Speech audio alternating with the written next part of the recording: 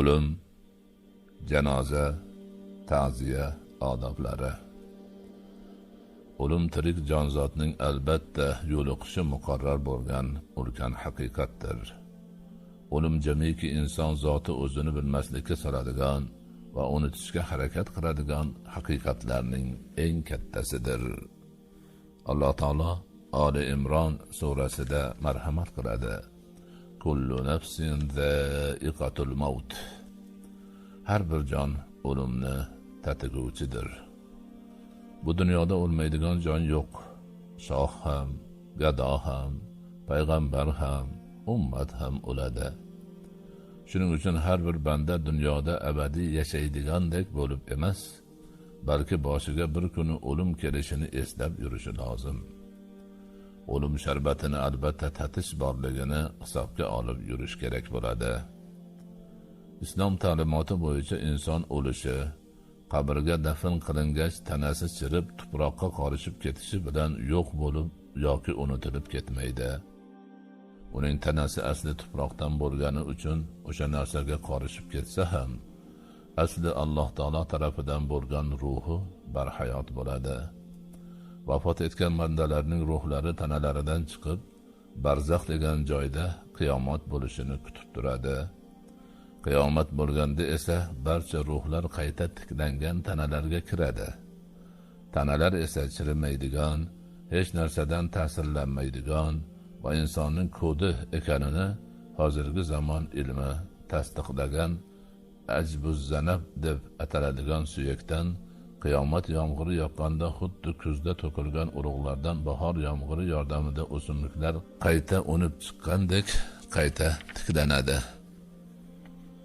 Xuddi shu e'tibordan 5 kunlik bu bevafo dunyodagi hayot oxiratning ekinzori va kimning amali yaxshiroq ekanini sinash muhlati hisoblanadi.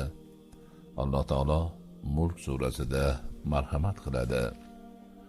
Allazi xalaqal mauta val hayata liyabluwakum ayyukum ahsanu amala va huval azizul g'afur.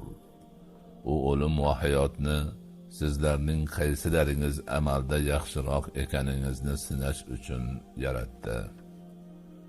O'lim bo'lmasa, bandalar kimning bu dunyodagi amali yaxshiroq ekanini bila olmaydilar. Bandalarga qilgan amallari uchun mukofot yoki jazo berish ham amalga oshmaydi. Mana shu e'tibordan islomda o'lim 5 kunlik bevafo dunyodan abadiylik hamda jazo mukofot dunyosi bo'lmish oxirat dunyosiga ko'chib o'tish hisoblanadi. Islom ta'limotlaridagi ushbu aqidalardan kelib chiqib, musulmonlarning o'liklarga, janozaga va ularga tegishli amallar va odoblarga munosabatlari, burch hamda mas'uliyatlari belgilangan. Mazkur amallar va odoblar fiqh kitoblarimizda, maxsus asarlarda va odoblarga oid adabiyotlarda keng bayon qilingan. Albatta o'lim va unga bog'liq masalalar, jumladan o'lim oldidagi holat, o'limdan keyin qilinadigan ishlar, mayitni yuvish, dafn qilish, qabr va unga oid hukmlar kabi hamma uchun o'ta muhim bo'lgan masalalar ko'pchilik bilishi lozim narsalardir. Ammo ko'pchilik bu masalalardan yaxshi xabardor emas. Ushbu masalalardan bilganlari ham ixtiloflidir. Ko'pchilik ular haqida ishonchli ma'lumot olishni istaydi.